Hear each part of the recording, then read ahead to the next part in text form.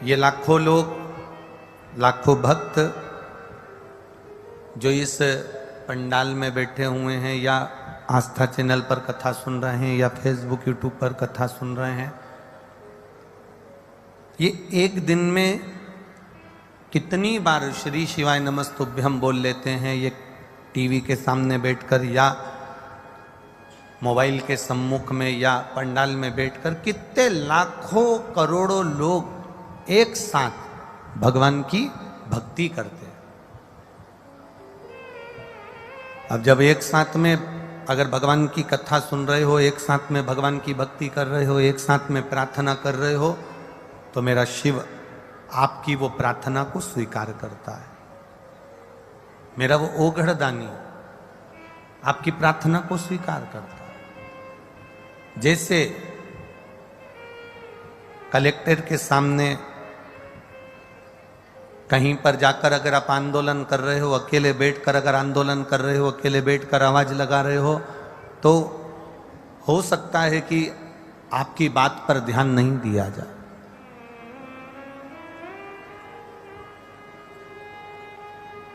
मान लो अकेले बैठ के आप भगवान, अकेले बैठकर आप किसी को आवाज लगा रहे हो, अकेले बैठ के अगर आप कोई आंदोलन कर रहे हो, तो हो सकता है आप पर लोग ध्यान नहीं दें। पर 50 लोग, 100 लोग एक साथ बैठकर अगर आंदोलन करें, आवाज तेज करें और पुकारें, तो फिर एक साथ अगर आंदोलन किया जाता है तो फिर उस पर लोगों का ध्यान जाता है, प्रशासन का ध्यान जाता है, दुनिया के लोगों का ध्यान जाता है। उसी तरह हमारे बाल्यकाल से, बाल्यावस्था से, आपका भी बचपन आपने देखा होगा। यहाँ जितने बैठे हैं, बच्चे भी बैठे हैं तो बूढ़े भी बैठे हैं, युवान भी बैठे हैं, इन्होंने अपना बचपन देखा होगा। बचपन में एक नियम बनाया गया था कि स्कूल में एक लाइन से खड़े होकर एक प्रेयर कराई जाती है, प्रार्थना कराई जाती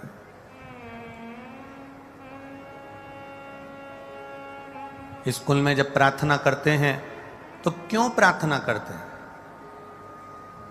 स्कूल में प्रेयर क्यों कराई जाती है, प्रार्थना क्यों कराई जाती है?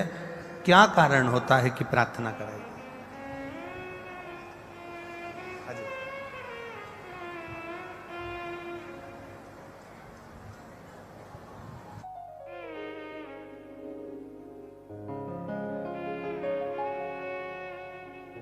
मेरे बीच में परम श्रद्धेय सांसद श्री महंत बालकनाथ दास जी महाराज जी पधारे हैं अलवर से। एक बार जोरदार ताली बजाकर आपका स्वागत।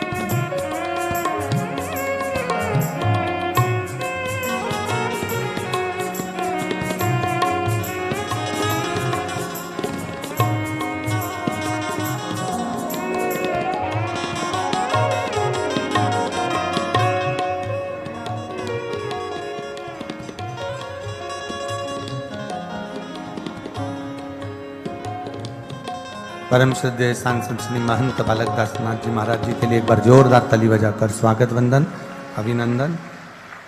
जो इस परम पुनीत श्रावण महीने में चल रही शिव महापुराण की कथा में पधार कर आशीर्वाद दिए हैं।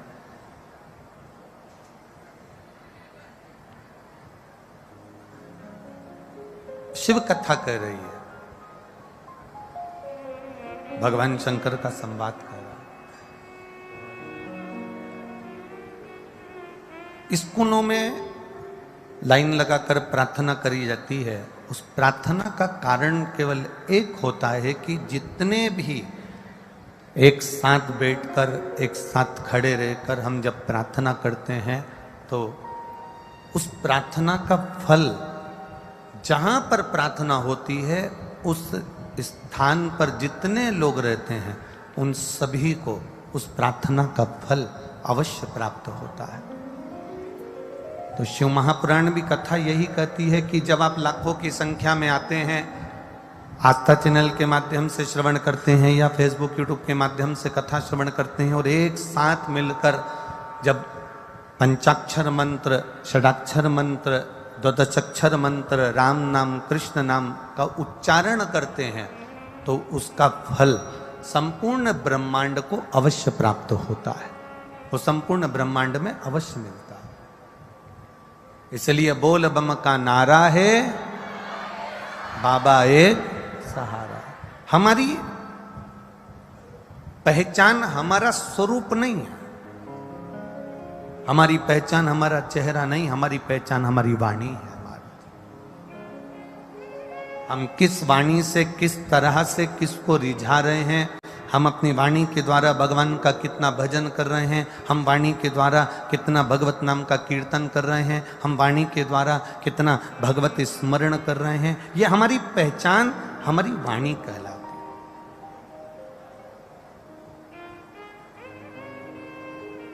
एक अंदाजा लगा कर रखिएगा, आपके घर में जब कोई दादा परदादा जब चले जाते हैं, कोई बुजुर्ग चले जाता है, तो घर में जब बात निकलती है ना तो लोग सहज भाषा में कह देते हैं हमारे ससुर जी ऐसा कहते थे। मतलब उनकी वाणी को याद किया जाता है, उनकी वाणी का स्मरण किया जाता है।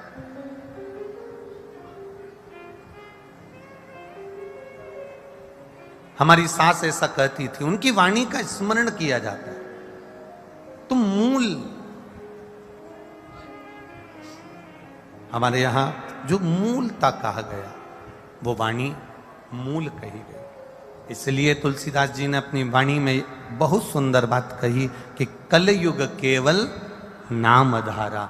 जितना बन सकता है परमात्मा के नाम का उच्चारण करिए, जितना बन सकता है भगवान के नाम का उच्चारण करिए, जितना बन सकता है परमात्मा का स्मरण करिए। आप जितना जितना स्मरण करते चले जाओगे, आप जितना जितना भजन करते चले जाओगे, आप जितना जितना मंत्र जाप करते चले जाओगे, उतना उतना मेरे भोलेनाथ के करीब पहुंचते चले जाओगे और उनकी अविरल भक्ति को प्राप्त करते चले जाओगे। भजन चित्त हो,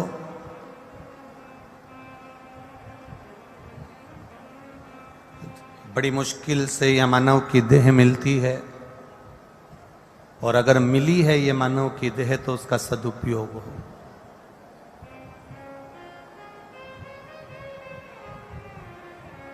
आप जितना संकीर्तन में चित्त को लगाओगे, आप जितना कीर्तन में इस मन को लगाने का प्रयास करोगे, वो उतना उतना परमात्मा की ओर खिंचता चले जाएगा। एक बात आप लोगों को पहले कथा में कही थी, स्मरण में होगी। चुंबक रस्सी से बांधकर नदी में फेंकी जाती है, गंगा जी में, यमुना जी में, सरयू जी में उसको घुमाया जाता है। और चुंबक को नदी में जब डाला जाता है, नदी में डालने पर वो चुंबक जब घूमती है, घूमने के बाद जो चुंबक में चिपकने वाले जो कण होते हैं, चुंबकीय जो कण होते हैं, वो चुंबक में चिपक जाते हैं, उसमें कपड़ा नहीं चिपकता, उसमें लकड़ी नहीं चिपकती। चुंबकीय जितने कण हैं, जो चुंबक से लगने वाले जितने कण हैं, चुंबक में चिपकने वाले जितने कण हैं, और चुंबकीय जितने कण हैं वो चुंबक में चिपक जाते हैं। जो चुंबकीय कण है ही नहीं,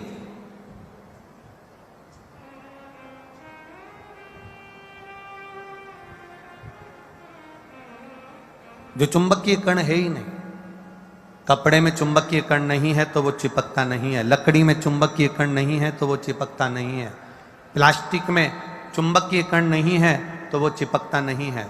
कोई कितना ही प्रयास करे कि चुंबक में कपड़ा चिपक जाए, नहीं चिपकेगा, कागज चिपक जाए नहीं चिपकेगा, प्लास्टिक चिपक जाए नहीं चिपकेगा, उसमें लकड़ी चिपक जाए नहीं चिपकेगी, पर चुंबक में जिस चीज में चुंबकीय गुण होगा वो खींच लेगी। उसी तरह शिव महापुराण की कथा हो, भागवत कथा हो, राम कथा हो, आपके अलवर में जितनी कथा होती है, कथा में वही पहुंच पाता है जिसमें शंकर का चुंबकीय गुण होता है और वो खिंचकर यहां तक पहुंच जाए,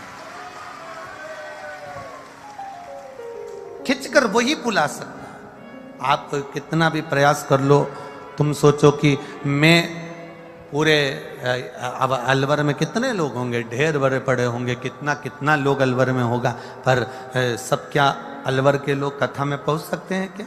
नहीं। बाबा उसी को बुलाता है जो बाबा का स्नेह ही होता। और मेरा विश्वास कहता है अलवर के तो यहाँ लगभग थोड़े बहुत ही लोग होंगे, ये मेरा विश्वास कर रहा, ये मेरा भरोसा कर रहा। कितने बैठे हैं अलवर के, जरा हाथ उठाना। अलवर वाले, अलवर वाले, अरे बहुत सारे हो रहे तुम तो। सरकार भी हाथ उठा दिया, चलो बहुत हो। और बाहर से जो आए हैं वो हाथ उठाइएगा। जय हो, बहुत हो, हर हर महादेव।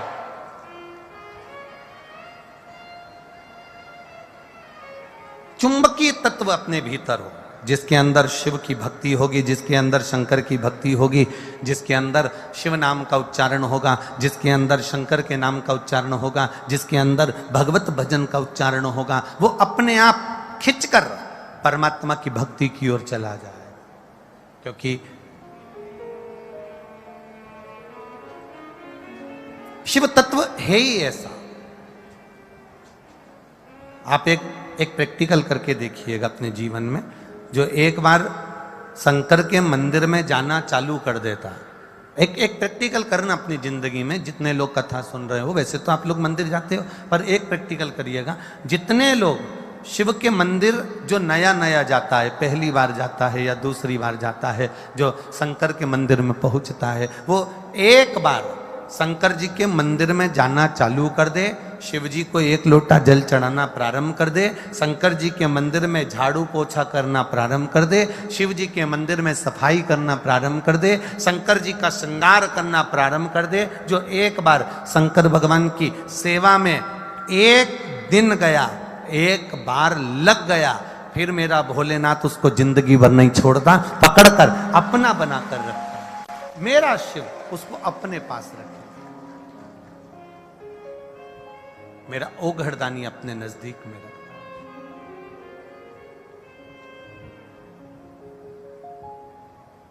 और खाली ना जाता कोई दर से तुम्हारे, खाली ना जाता कोई दर से तुम्हारे, मैं भी खड़ा हूँ नंदी बाहें पसारे, अपने हृदय से लगा लो, गिरा जा रहा उठा लो, भोले अपने दर से अब तो न टालो, गिरा जा रहा उठा लो। जितनी शिव की भक्ति आपके भीतर बढ़ती चली जाएगी, भगवान भोलेनाथ जी की भक्ति आपके भीतर समाती चली जाएगी, उतना उतना आप शिव के होते चले जाएंगे, भगवान ओघड़दानी के होते चले जाएंगे। सती मैया ने जिद करी, जिद कर कर अपने पिता के घर चली गई। पिता के घर जाने पर सबका स्थान देखा, पर मेरे महादेव का स्थान नहीं देखा, मेरे शिव जी का कोई स्थान नहीं।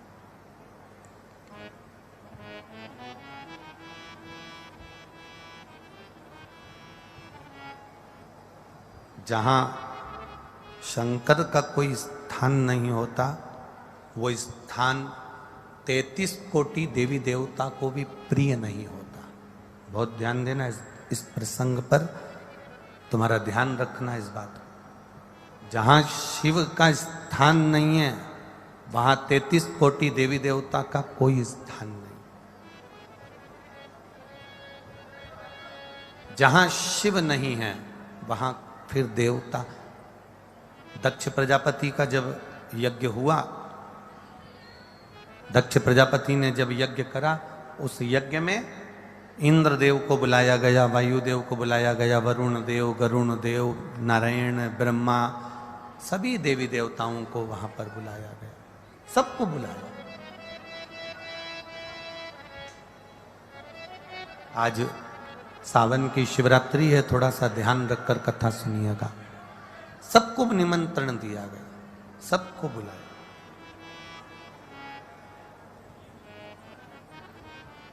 अब एक प्रश्न खड़ा हो जाता है, एक प्रसंग खड़ा हो जाता है।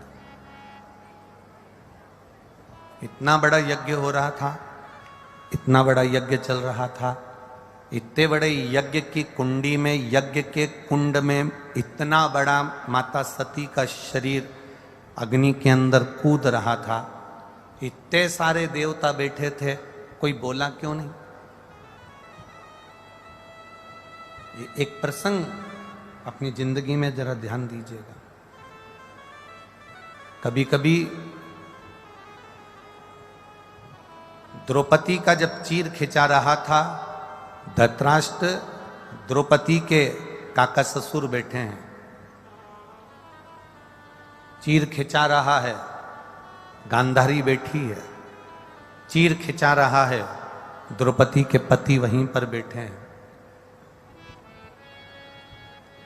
चीर खिंचा रहा है, भीष्म पितामह बैठे हुए हैं, चीर खिंचा रहा है। जिन गुरु से गुरु मंत्र द्रौपदी ने लिया था, गुरु द्रोणाचार्य भी वहीं पर बैठे हुए हैं। फिर जब इतनी भरी की भरी सभा बैठी हुई है तो फिर द्रौपदी का चीर क्यों खींचने दिया? कभी कभी बहुत भारी प्रसंगों में ये हमारा जो विद्वत जन है, ये भी भारी प्रसंगों में कभी कभी उलझ जाता है कि इतना इतना सभा बैठी।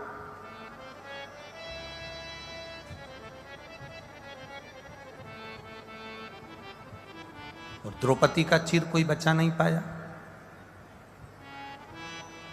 द्रौपदी का चीर कोई छुड़ा नहीं पाया। कारण क्या था?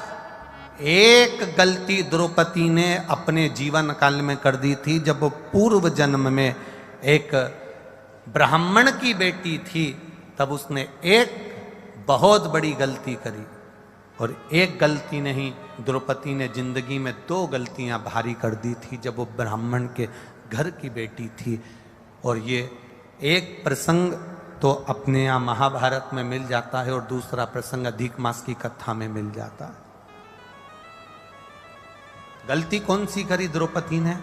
गलती ये करी कि एक संत स्नान करने के लिए सरोवर में गए और अपने वस्त्र को संत घाट पर रख कर गए, और द्रौपदी ने वो संत को थोड़ा सा आनंद लेने के लिए वो वस्त्र को छुपा दिया।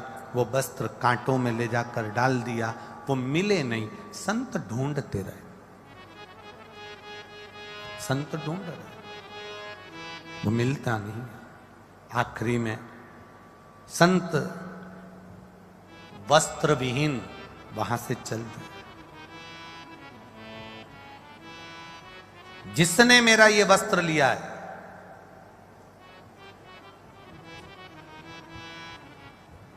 आज संसार में मेरी उपहास हुई है, उसका भी वस्त्र लिया जाएगा और उसकी भी संसार में उपहास हो।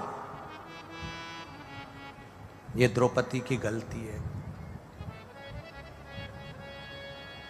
एक गलती द्रौपदी ने कर दी थी, वो गलती मूल थी कि वो सभा लगी हुई है, ढेर सारे बैठे हुए हैं, सारे विद्वत जन बैठे हुए हैं, उसके सगे, उसके आनंद में उसके रिश्तेदार नातेदार, भीष्म पितामह, 5 पति, धृतराष्ट्र, गांधारी, सब बैठे हैं, गुरु द्रोणाचार्य बैठे हैं, गुरुवर बैठे हैं, और उसके बाद उसका चीर खिंचा रहा है। उसका कारण केवल एक ही है कि उसने जो पूर्व में करा उसका भोग आज भोगना पड़ रहा है। एक बात का अंदाजा लगा कर रखना, कोई कोई व्यक्ति को देखना, किसी किसी व्यक्ति को देखना, ना वो गुटखा खाता है, ना वो मदिरा का नशा करता है, ना वो चिलम पीता है, ना वो गांजा पीता है, ना वो भातु कुछ भी भांग नहीं खाता, ना वो सुपारी खाता, ना उसके कोई गलत शौक है, इसके बाद भी उसको कभी कभी ऐसी बीमारी हो जाती है, कैंसर जैसा रोग हो गया, सारा घर आश्चर्य में पड़ जाता है कि ना तो ये मदिरा का नशा करे, ना ये दारू का नशा करे, ना ये सिगरेट पिए, ना ये बीड़ी पिए, ना ये चिलम लगाए, ना ये कुछ गलत काम करे, ना कोई नशा करे, इसके बाद भी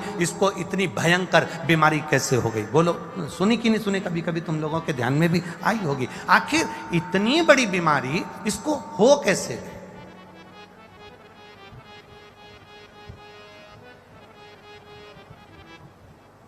ना तो इसने मदिरा का नशा करा, ना इसने कोई चिलम लगाई, ना इसने कोई गलत काम किया, फिर इतनी बड़ी बीमारी कैसे हो गई? ना सुपारी खाए, ना गुटखा खाए, ना तंबाकू खाए। कारण क्या? तो शिव महापुराण की कथा कहती है ये आज के कर्म का भोग नहीं है महाराज, आज के कर्म का भोग नहीं, ये हमारे पूर्व में जो हम कुछ कर कर आए होंगे उसके कर्म के अनुसार आज हम इस मृत्यु लोक में आकर अपने फल को भोग रहे हैं, और जिसके कारण हमें ये शरीर का दंड, शरीर का कष्ट प्राप्त हो रहा है। शरीर का कष्ट, अच्छा भोजन मिल रहा है, आप देवादिदेव महादेव को धन्यवाद देना कि आपको अच्छा भोजन प्राप्त हो रहा है, ये पूर्व का कर हुआ कुछ पुण्य होगा। कथा में बैठे हो, शंकर भगवान की सावन का महीना, शिवरात्रि का दिन, और भगवान शिव की कथा में बैठकर कथा का रसपान कर रहे हो, भगवान को धन्यवाद देना, यह कोई पूर्व का पुण्य होगा जो आज हम यहां बैठकर कथा का रस तत्व ग्रहण कर रहे हैं। कहीं किसी संत, साधु, गुरुजन, तपस्वी जन, ब्राह्मण जन, कोई दरिद्र, कोई भूखे व्यक्ति को, कोई प्यासे व्यक्ति को पानी पिला दिया, भूखे को भोजन करा दिया, किसी का मुख झूठा करा दिया। जिस दिन तुम अपने घर से थोड़ा सा सामान बनाकर ले जाकर किसी के मुख को झूठा करा दो, उस दिन तुम भगवान को धन्यवाद देना कि आज तूने मुझे इस लायक बना दिया कि मैं किसी का मुख झूठा करा रही हूँ, तूने मुझे इस लायक बना दिया कि मैं भूखे को भोजन करा रही हूँ, तूने मुझे इस लायक बना दिया कि मैं प्यासे को पानी पिला रही हूँ। ये तेरी कृपा है।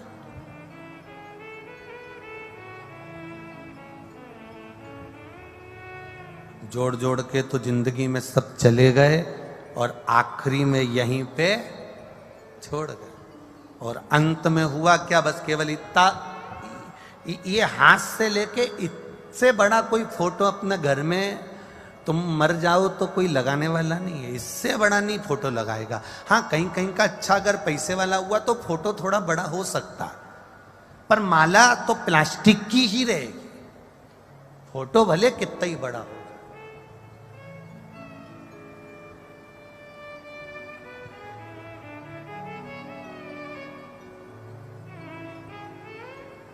परसों की कथा में आपको एक बात कही थी,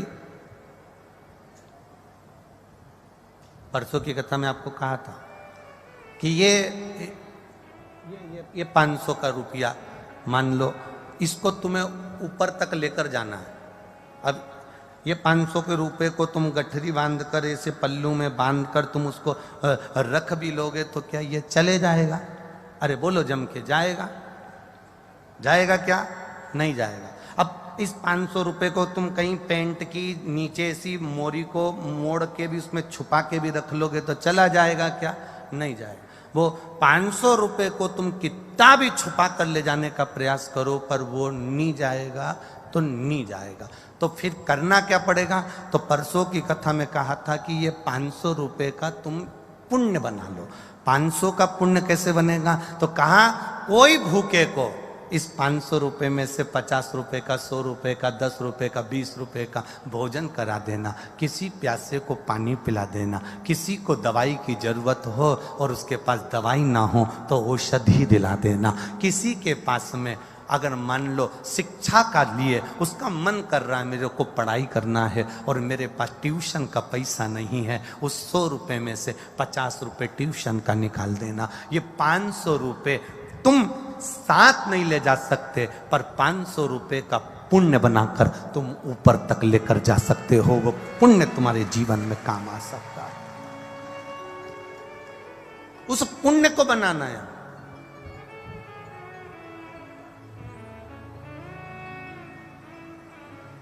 और पुण्य बनाना कोई साधारण बात नहीं है महाराज, बहुत कठिन विषय, बहुत कठिन विषय।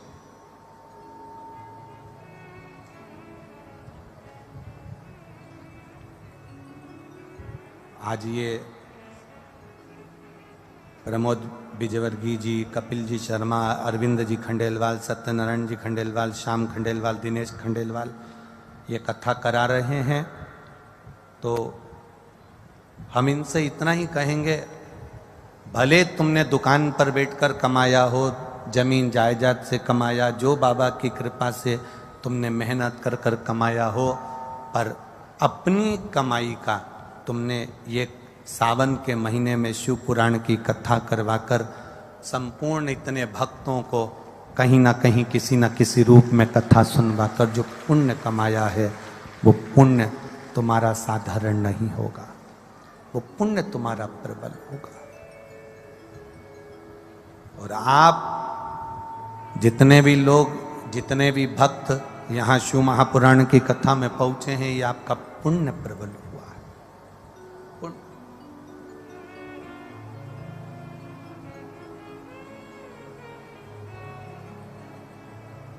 जिस दिन किसी भूखे को भोजन करा दो, जिस दिन तुम किसी प्यासे को पानी पिला दो, तो समझ लेना कि तुमने आज भोलेनाथ ने तुमको इस लायक बना दिया।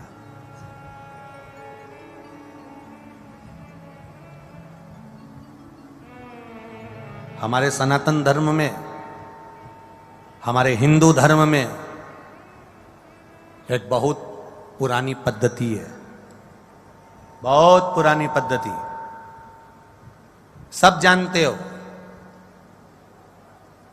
हमारे सनातन धर्म में, हमारे हिंदू धर्म में एक बहुत पुरानी पद्धति है, मछली को भी दाना दीजिए, पक्षी को भी दाना दीजिए, पेड़ के नीचे चींटियों को, जीवों को, चींटों को भी दाना दीजिए।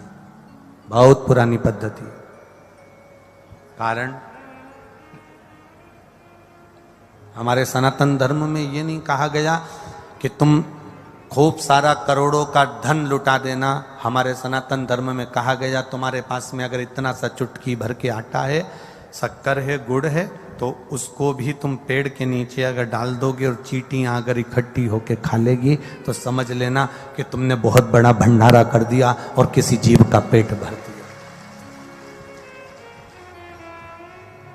कई लोग कहते हैं भगवान हमको देगा ना तो मैं 5 कुंटल आटे का भंडारा करूंगा, अगर भगवान हमको देगा तो 10 पीपा तेल का दान करके भंडारा करूंगा, अगर भगवान मुझको देगा 50 पीपा घी की नुक्ति बनवा कर मैं भंडारा करूंगा, अगर भगवान मुझे देगा तो मैं इतना बड़ा भंडारा करूंगा। शिव महापुराण की कथा कहती है, शंकर भगवान का चरित्र कहता है, शिव तत्व कहता है, शंकर का गुणगान कर रहा है। सारे देवी देवताओं को 56 भोग लगते हैं। राम जी के मंदिर जाना 56 भोग लगेंगे, द्वारकाधीश के मंदिर जाना 56 भोग लगेंगे, देवी के मंदिर जाना 56 भोग लगेंगे, दत्त के मंदिर जाना 56 भोग लगेंगे। सारे देवता को 56 भोग लगते हैं, पर मेरे किसी भी शिव के मंदिर में जाना शंकर भगवान को 56 भोग नहीं लगते। कारण क्या है? शंकर भगवान कहते हैं मेरे इतने सारे भूत प्रेत डाकनी पिशाचनी चुड़ैल इतने सारे भूत बने हुए हैं और मेरे अपने गण मंदिर के बाहर खड़े हुए हैं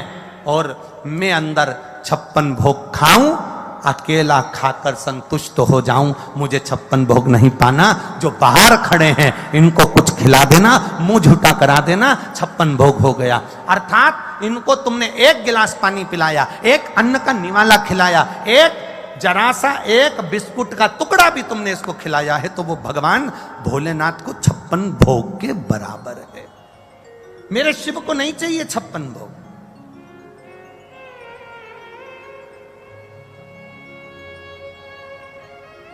केवल एक मेरा देव अधिदेव महादेव ऐसे हैं, पार्वती मैया जब भोजन परोसती है, आकड़िया की रोटी बनाई, काकड़िया की साग, और परसे माता पार्वती जी पावे भोलानाथ, मन शिव रटोरे, छोड़ दो कपट मन शिव रटोरे। आकड़िया की रोटी बनाई और काकड़िया की साग। पार्वती जी जब जब भोजन बना के तैयार रखती हैं, शंकर भगवान के सामने थाली आती है, शिव जी के सामने जैसी थाली पहुंची, बाबा भोलेनाथ जी के सामने जैसी पात्र आया भोजन का, शंकर भगवान सबसे पहले भोजन करने से पहले नंदी की ओर देखते हैं, नंदी शिव जी की ओर देखता है। तब पार्वती जी 3 बार भगवान महादेव से प्रश्न कर चुकी, ऐसा क्या कारण है कि मैं भोजन बनाकर तुम्हारे सामने रखती हूं और नंदी की ओर तुम मुड़कर देखते हो? भोजन में कोई कमी रह गई, भोजन में नमक रह गया, भोजन में मिर्ची रह गई, भोजन में घी रह गया, भोजन में क्या कमी रह गई कि मैंने थाली रखी और तुमने नंदी की ओर देखा? ऐसा है क्या? पति भोजन करने बैठे और पत्नी ने थाली लगा के रखी और पति अपना मोबाइल देखता रहे, तो पत्नी को गुस्सा नहीं आएगा? तुम्हारा मोबाइल जरूरी है कि भोजन जरूरी है? किससे चैटिंग चल रही है? क्या है ये? किससे बात चल रही है? क्या हो गया ये मोबाइल में क्यों लगे रहते हो दिन भर? भोजन की थाली सामने रखी है ना। माता पार्वती जी ने शिव जी के सामने भोजन की थाली रखी और भगवान शंकर भगवान ने नंदी की ओर मुख कर कर देखा। जो नंदी की ओर देखा तो पार्वती जी ने गुस्सा कर दिया। माता पार्वती जी बोली, प्रभु एक बात बताओ, मैं रोज भोजन की थाली लाती हूं और आप भोजन की थाली देखकर नंदी की ओर देखते हो, ऐसा है क्या?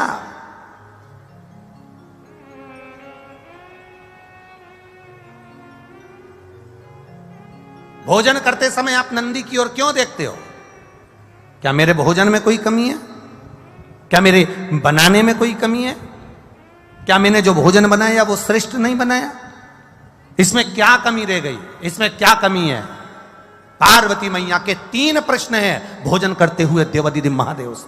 3 प्रश्न, लिंग पुराण के, स्कंद पुराण के, कुर्म पुराण के और ब्रह्म विवर्त पुराण के, ये 3 प्रश्न भारी हैं।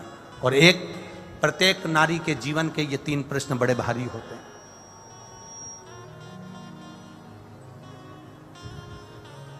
ब्रह्म विवर्त पुराण में भी ये वर्णन किया गया।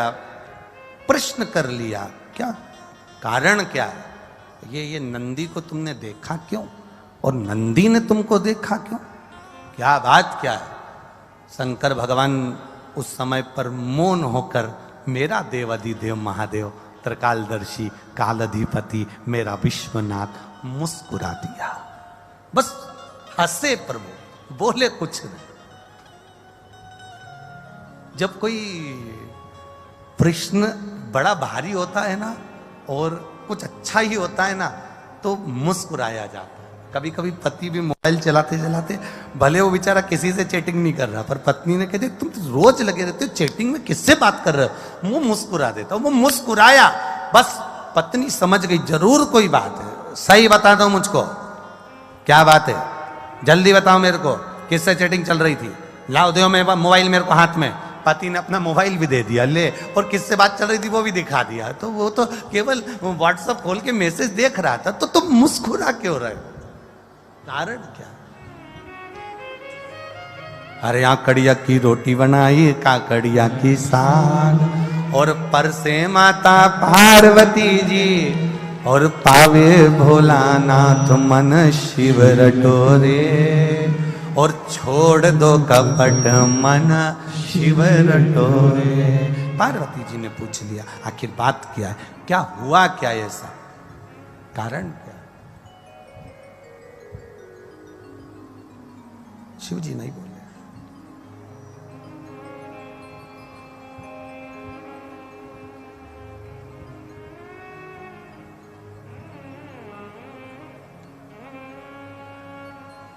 शिव जी नहीं बोले। थोड़ी देर बाद मां जगत जननी जल का पात्र लेकर आई।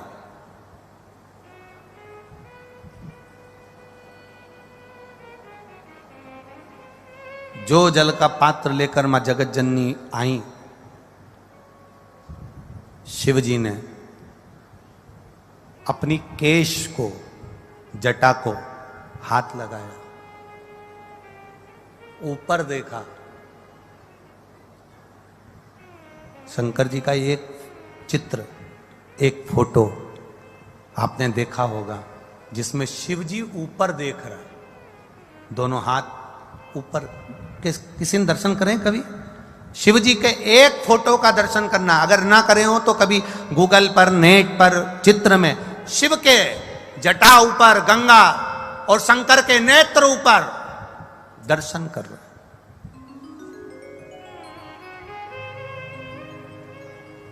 पार्वती जी ने फिर प्रश्न कर लिया, मेरे एक प्रश्न का उत्तर नहीं दिया आपने।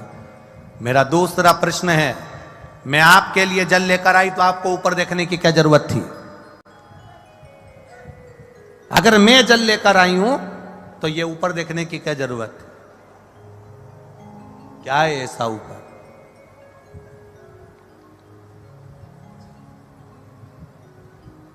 ऐसा है क्या?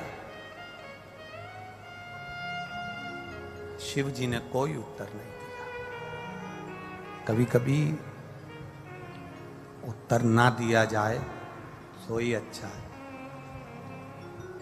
जब प्रश्न की ललकता व्यक्ति के अंदर आ जाती है तो उत्तर पाने की चाह उसके अंदर बढ़ जाती है। उत्तर पाने की चाह उसके अंदर बढ़ जाती है। दो प्रश्न खड़े हो गए। पहला प्रश्न क्या है कि भोजन की थाली लगते ही नंदी को तुमने क्यों देखा और नंदी ने आपको क्यों देखा? दूसरा प्रश्न क्या है, भोजन के लिए जब मैं जल भर कर लाई हूं आपके पीने के लिए तो आपने ऊपर क्यों देखा, किस लिए देखा? और महाराज तीसरा प्रश्न, जब भोलेनाथ भोजन की थाली पे से उठ गए, जल पान कर कर उठ गए, जब मेरे शंकर भगवान जल पीकर भोजन की थाली पर से उठकर जब चले और बाहर जाकर केवल खड़े होकर मेरे भोलेनाथ ने कुछ देर नेत्र बंद करे, तब फिर माता पार्वती ने प्रश्न कर लिया कि मेरे नाथ, अब ये तीसरा प्रश्न है आपके चरणों में कि आपने बाहर जाकर नेत्र बंद कर कर क्यों खड़े हो गए? कारण क्या है? कारण क्यों? कि शंभु शरणे पड़ी मांगू घड़ी रे घड़ी दुख काटो दया करी ने दर्शन आपको। तीन प्रश्न है और तीनों प्रश्न बड़े भारी हैं।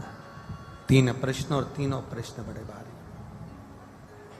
शिव जी शयन में विश्राम करने के लिए मेरे भोलेनाथ जी बैठे थे, लेट रहे थे, तभी उसी समय पार्वती मैया आ गई।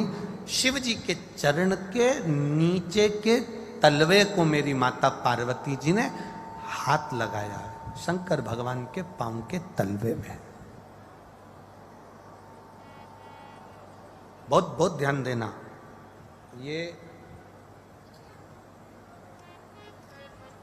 ये शिवलिंग जलाधारी, ये जो चरण पे से जल नीचे गिर रहा है वो स्थान, बहुत बहुत ध्यान देना थोड़ा सा हो।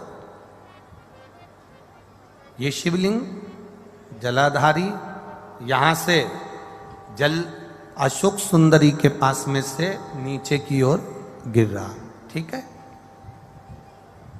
बेलपत्र नहीं है आपके पास चढ़ाने के लिए, मत चढ़ाओ। जल नहीं है चढ़ाने के लिए, मत चढ़ाओ। अक्षत नहीं है चढ़ाने के लिए, मत चढ़ाओ। पुष्प नहीं है शिव जी को चढ़ाने के लिए, मत चढ़ाओ। शमी पत्र नहीं है, मत चढ़ाओ। पर किसी शिवालय में, किसी शंकर के मंदिर में अगर तुम गए हो, तुम्हारे पास में कुछ भी नहीं है, जो भी भगवान का दर्शन तुमने किया है तो यहां से जो पानी नीचे गिरता है उस गिरने वाले स्थान पर मात्र अपने हाथ का 3 बार स्पर्श कर कर बाबा से दिल की बात कहकर आ जाओ तो मन की मुराद बाबा पूर्ण कर देता है। वो सहज प्रसंग है। माने मेरी माता पार्वती जी ने शिव जी के चरण के नीचे के तलवे को मेरी माता ने स्पर्श किया है। आज बाबा बैठे हुए और माता ने चरण के तलवे को स्पर्श किया।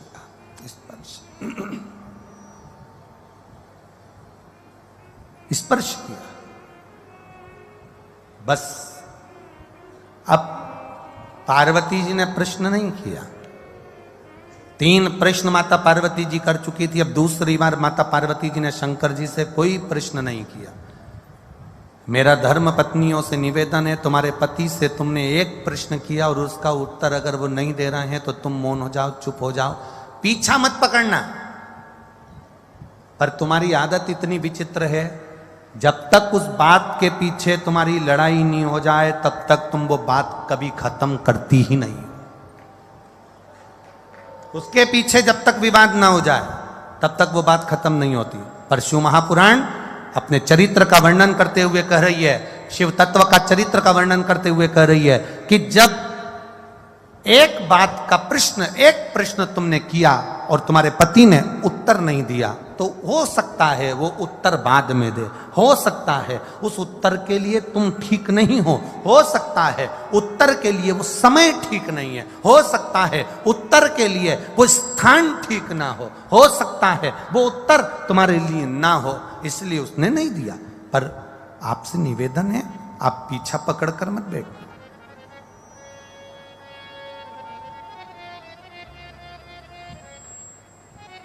कई माताओं की आदत होती है, कई आवाज पकड़ रहा है, गला पकड़ रहा है। कई माताओं की आदत रहती है, पीछे के गए हुए लोगों को ज्यादा उखाड़ते हैं। पीछे का जो समय चले गया ना उसको उखाड़ते हैं। वो तो मैं उस दिन से जानती हूं जिस दिन से शादी करके आई हूं ना, 3 दिन नहीं हुए थे और तुम्हारी बहन ने मेरे साथ जो जो करा है ना, मैं सब मालूम है मेरे को। अब जब लड़ाई होती है तब वो 3 दिन, उसके पूरे 70 साल की हो गई पर वो 3 दिन खत्म नहीं हुए। उसके 3 दिन उसके चालू है।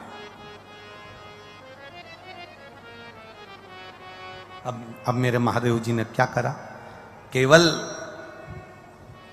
चरण के तलवे को स्पर्श किया था मेरी मां ने, केवल चरण को स्पर्श।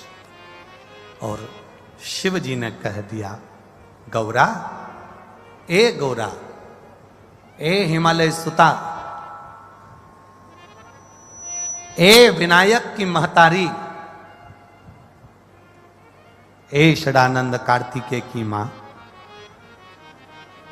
जगत का भरण पोषण करने वाली है जगत जननी, तुमने 3 प्रश्न मुझसे किए। अब प्रश्न नहीं करा है मेरी माता ने, केवल एक बार प्रश्न कर कर मेरी माता भूल गई और भूलने के बाद मेरी मां महादेव के चरण के उस रज को, उस नीचे तलवे को केवल स्पर्श करी और शिव जी ने उत्तर देना प्रारंभ कर दिया।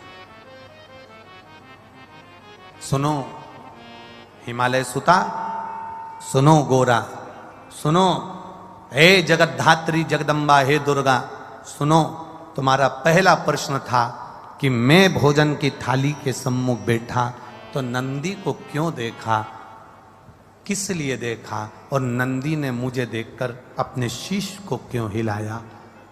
सुता, हे हिमालय सुता, उसका केवल एक उत्तर है, मेरे को लोग विश्वनाथ कहते हैं।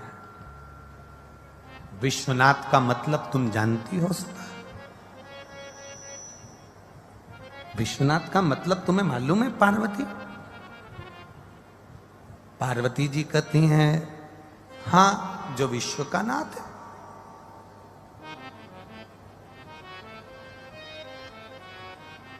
शिव जी ने कहा, पार्वती, कोई 7 ताले में भी बंद हो जाए ना मेरे भोजन के पहले कोई 7 ताले में भी बंद हो गया, मेरे भोजन के पहले उसके पेट भरना चाहिए। विश्वनाथ का मतलब है कोई अनाथ ना रहे, सबका उदर पोषण हो, सबका पेट भरे।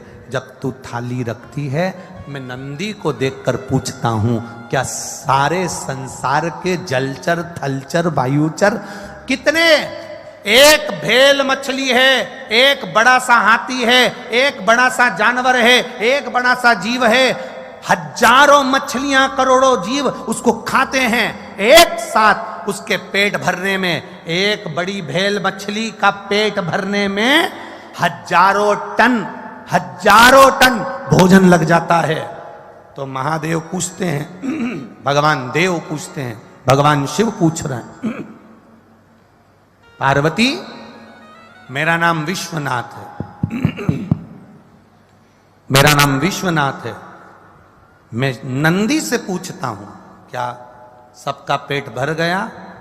जब सबका पेट भर जाता है तब मैं फिर भोजन को ग्रहण करता हूं, क्योंकि घर का पिता भोजन करने बैठता है, या तो पिता या माता, दोनों में से एक ऐसे होते हैं जो सबको भोजन कराने के बाद आमरस बनाया है, खीर बनाई है, दाल बाटी बनाई है, पहले घर की बूढ़ी माँ, घर का बड़ा व्यक्ति सबके लिए पूछेगा, क्यों छोटा बेटा खा गया, बड़ा बेटा खा गया, वो पोते ने खा लिया, नाती ने खा लिया, पंती ने खा लिया, सबका पेट भरता है, उसके बाद फिर अपना पेट भरता है।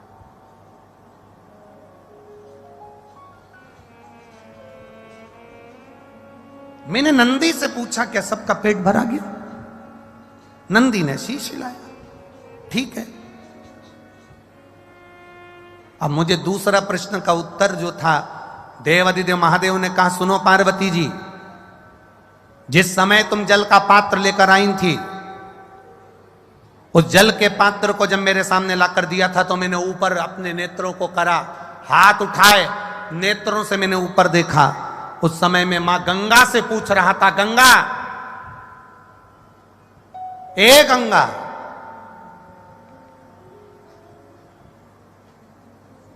तेरे तट पर आए हुए जीव, या जिसने एक बार मुख से हर हर महादेव कहा हो, जिसने बम बम भोले कहा हो, जिसने भूलवश ओम नमः शिवाय कहा हो, जिसने भूल से भी मेरे मंदिर के सामने से निकल कर चला गया हो, जो भूल से भी मेरे मंदिर की ओर मुड़ कर देख लिया हो, जो भूल से भी मेरे मंदिर की रज उड़ के जिसके सिर पर चली गई हो, तो महादेव कह रहे हैं, मैं गंगा से पानी पीने से पहले पूछ रहा था, क्या तूने उन सभी जीवों का कल्याण कर दिया? जब गंगा का इशारा हुआ तब मैंने जल का पान करना प्रारंभ करा। शिव गंगा से पूछते हैं।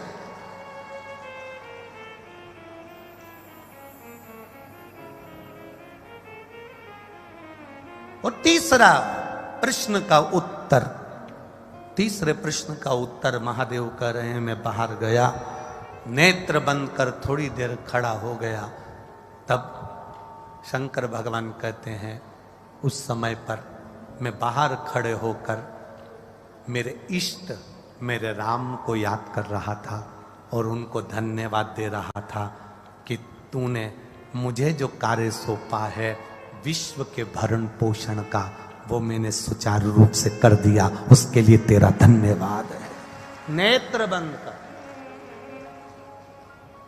राम जी शंकर भगवान का भजन करते हैं, शंकर भगवान राम जी का भजन करते हैं, भगवान कृष्ण शिव जी का भजन करते हैं, शिव जी कृष्ण का भजन करते हैं, नारायण भगवान शिव का भजन करते हैं, शिव नारायण का भजन करते हैं। एक दूसरे की भक्ति में सब लगे होंगे, एक दूसरे के भजन में सब लगे होंगे, एक दूसरे के स्मरण में सब लगे। हमारे जैसे नहीं है कि हम एक दूसरे की टांग खींचने में लगे हुए हैं। देवताओं में कभी ये नहीं हुआ कि एक दूसरे की टांग खींची गई है। अगर देवता टांग खींचते होते तो एक उनकी कथा नहीं सुन पाते। देवता कभी किसी की टांग नहीं खींचे।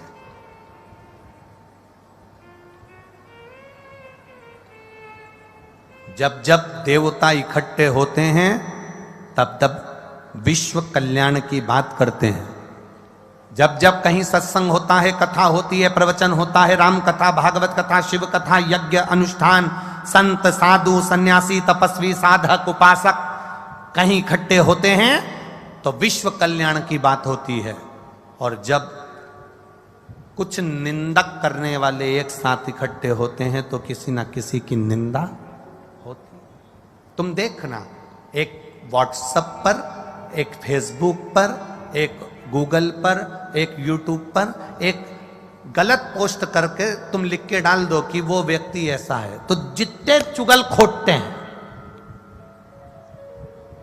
तुम एक लिख के डाल दो कि ये व्यक्ति बुरा है, फिर जितने चुगल चोटे होंगे, जितने चुगल खोटे होंगे, जितने निंदक होंगे, वो सारे तुमको उस मैसेज के नीचे मिल जाएंगे। वो तो ऐसा, वो तो वैसा है, वो तो यूं है, वो तो मुंह है। पूरे निंदकों की लिस्ट कमेंट्स में, सारे निंदक, सारे चुगल चोटे सब उस कमेंट्स के नीचे इकट्ठे मिलेंगे, सब बुराई करते हुए सारे। और कहीं कहीं का एक आध दो कमेंट्स ऐसा मिलेगा जो इनका विरोध करने वाला होगा। वो कह देगा नहीं रे तुम गलत हो, नहीं उसने सही करा, तुम गलत हो। समझ जाना कि 32 दांत में एक जिह्वा आज भी विराजमान है उस कमेंट्स के अंदर। आप देख सकते हो निंदक एक साथ इकट्ठे होते हैं तो वह निंदा का कार्य करते हैं।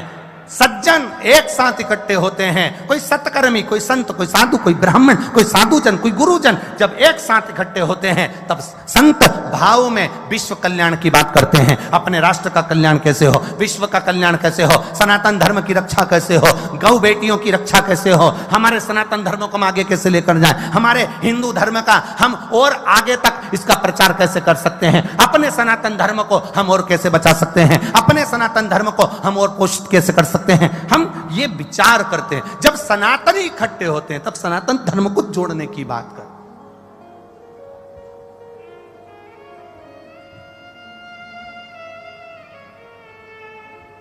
मेरे भोलेनाथ राम जी को धन्यवाद दे रहा है। आपने जो मुझे काम दिया था मैंने वो काम किया, आपको अच्छा लगा, धन्यवाद मेरे राम जी, धन्यवाद। राम जी जब भी कोई कार्य करते हैं तो भोलेनाथ को धन्यवाद देते हैं। हमारे यहां की तो इतनी विचित्र रीति है, गुलाब जामुन अच्छी बन जाए तो सास तुरंत कह देती है मैंने बनाई है। सब्जी अच्छी बन जाए तो सास तुरंत कह देती है मैंने बनाई है। और सब्जी अगर बिगड़ गई वो तो बहू को बनाना ही नहीं आता, उसके बाप के घर से ऐसी सीख के आई है।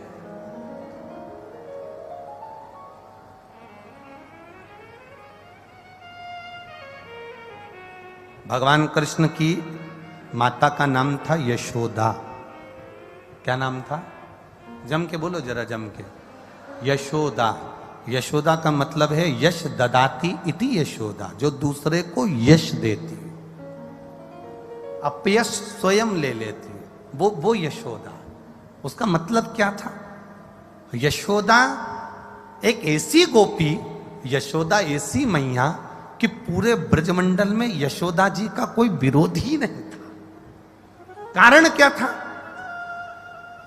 क्या कारण था यशोदा जी का कि कोई विरोध ही नहीं है? यशोदा जी का एक कारण था, सबसे प्रबल कारण यशोदा जी का एक था। जिस गोपी के घर में कोई काम पड़ता था, कोई गोपी बाद में जाए, यशोदा पहले दौड़कर जाती है। 3-4 देवरानी जेठानी का घर है, अंदाजा लगा कर देखना, एकाध इन देवरानी जेठानी में एक जेठानी या देवरानी 4-5 में से ऐसी होगी जो सबके सुख दुख में सबसे पहले दौड़ कर चली जाती है। कोई बुलाए तो ठीक, नहीं बुलाए तो ठीक, सबसे पहले जाके खड़ी हो जाती है। तो चिंता मत कर, मैं बैठी हूं ना, तो चिंता नहीं करना। 40 मेहमान आ रहे हैं ना, कोई बात नहीं। छोरी को देखने वाले आ रहे हैं ना, कोई बात नहीं। छोरा को देखने वाले आ रहे हैं ना, कोई बात नहीं। तुम सब अंदर रहना, मैं रसोई घर संभाल लूंगी, तुम वो काम कर लेना, मैं सब देख लूंगी। 4-5 जेठानियों में, देवरानी में, ननंदों में एक 5 बहनें हैं, नंदे हैं, नंदों में एक ननंद ऐसी होगी जो अपना घर परिवार छोड़कर तुरंत अपने मायके आकर काम संभाल लेती है, और एक ननंद वो होती है जो टाइम पर आएगी चली जाएगी। एक ननंद वो होती है अपने हस्बैंड के साथ आती है, खाती है, पीती है, साड़ी लेके चली जाती है। एक ननंद ऐसी होती है 3-4 दिन रुककर पूरा फैलारा उठाकर, भाभीियों का हाथ बटाकर, काम संभाल के, छोरा छोरी को तैयार कर कर, ए जाओ बुआ से तैयार हो जाओ। बुआ जी ने सबकी कंगी पाटी पाड़ पुड़ा के, काजल माजल लगा के, छोरा छोरी के तैयार करके कथा में ले जाकर बिठा दिया, और एक आई अपनी फैशन से फुर्सत नहीं मिली और सज धज के पति के साथ बैठ गई, सोफा पे कथा सुनी और चली गई। एक ननंद ये तुम बुरा मत मानना रही जितनी नंदे आई हो, और मान भी लोगी तो कोई दिक्कत की बात नहीं है, उसमें कोई टेंशन मेंशन मत लो। अगली बार ज्यादा से ज्यादा यही होगा, तुम अलवर में मत बुलाना, स्वामी जी तो है, कोई ना कोई तो बुलाएगा, तो उसमें टेंशन लेने का विषय नहीं है। मूल है कि हमारे स्वभाव में एक ऐसी होती है जो तत्पर खड़ी रहती है, सबके सुख दुख में, भले मायके वाले के करे ना करे, ससुराल वाले के करे ना करे, पर जहां वो जिस मोहल्ले में, जिस गली में, जिस क्षेत्र में रह रही है, सबका सहयोग करती है। क्या हो गया भाभी जी, रो क्यों रहे हो, क्या हो गया, कुछ नहीं, ऐसा कोई टेंशन मत लो, मैं कर दूंगी, मैं आ जाऊंगी। वो उसकी पहचान भी नहीं, उसका कोई रिश्तेदार भी नहीं, तो भी सबका सपोर्ट कर रही, तो भी सबका सहयोग कर रही।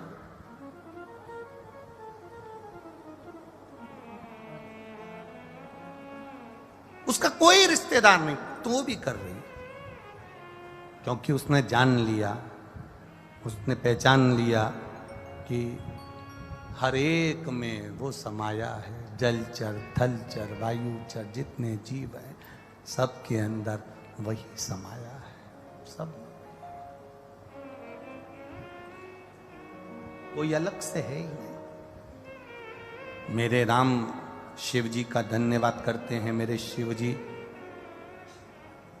स्वयं भोलेनाथ राम जी का धन्यवाद करते हैं। कभी मेरे भोलेनाथ जी ने ये नहीं कहा कि मेरा नाम विश्वनाथ है तो मैं अपना बखान करूं, ना ना। एक संत के प्राण छूटे और एक डाकू के प्राण छूटे। एक संत मरा और एक डाकू मरा, दोनों मरे। संत भी मरा, डाकू भी मरा, दोनों ऊपर गए यमलोक में। तो यमराज ने पहले डाकू से पूछा, तुम कौन हो? डाकू बोला, मैं डाकू हूं, सबके डाका डालता था, सब मेरे डाका डालने से रोते थे, कई लोगों को मारा भी मैंने, पीटा भी मैंने, कई लोगों की हत्या भी मैंने कर दी, सबका धन लाया, निपटा गया, खा गया, सब अपने खर्चे में लगा दिया। मैंने दुनिया के लोगों को बहुत दुख दिया है। मैं डाकू था, मैंने दुनिया को कष्ट दिया है, पर मैं आपके चरणों में खड़ा हूं, आप जैसा कहोगे वैसा मैं अपने कर्म का दंड भोगने को तैयार हूं। मैंने गलती करी है, मैं क्षमा चाहता हूं। मैंने दुनिया के लोगों को लूटा, क्षमा चाहता हूं। मैंने बेईमानी करी, मैं क्षमा चाहता हूं। मैंने दुनिया के लोगों को मारा, क्षमा चाहता हूं। मैं डाकू हूं, मैं डाकू था और डाकू हूं, मैंने लूटा, मैं क्षमा चाहता हूं। डाकू ने जब कहा, डाकू के शब्द जब सुने, तब यमराज ने कहा, ठीक है, आपने, दुनिया के लोग यहां आते हैं तो अपनी गलती को छुपाते हैं, पर आपने अपनी गलती को बताया है, कोई बात नहीं, ठीक है। संत को देखा, यमराज ने संत को कहा, आप कौन हैं? मैं संत साधु, तपस्या में लगा रहता था, तप करता था, साधना करता था, तब इतना भयंकर भयंकर मैंने तप करा कि पूरा ब्रह्मांड हिल गया। ऐसा मैंने तप, ऐसा मैंने साधना, ऐसी मैंने आराधना करी है। ठीक है, ये बड़ी कृपा है आपके ऊपर जो आपने इतनी तप साधना करी। डाकू ने कहा, मेरे लिए कोई दंड हो, मेरे लिए कोई कार्य हो तो बताओ। यमराज ने कहा, तुम्हारा दंड केवल इतना है, जाओ इस संत की सेवा करो, ये जो संत मर कर आया है इसकी सेवा करो। डाकू ने कहा, सरकार आपकी जो आज्ञा, जो प्रभु आपकी कृपा, मेरे राघव जी की जो मर्जी। डाकू खुश हो गया, संत की सेवा, मैं कर दूंगा। अब डाकू खुश हो गया पर संत नाराज हो गया। संत ने कहा ये कैसा निर्णय, यमराज तुम्हारा निर्णय कैसा है? यमराज ये तुम्हारा निर्णय है? एक डाकू को मेरी सेवा में लगा रहे हो। जिस डाकू ने अगर मेरे को स्पर्श कर लिया, इस डाकू ने अगर मुझे छू लिया तो मेरा करा हुआ सारा पुण्य समाप्त हो जाएगा। ये डाकू को मेरी सेवा में लगा रहे हो। ये डाकू मुझे छूना नहीं चाहिए।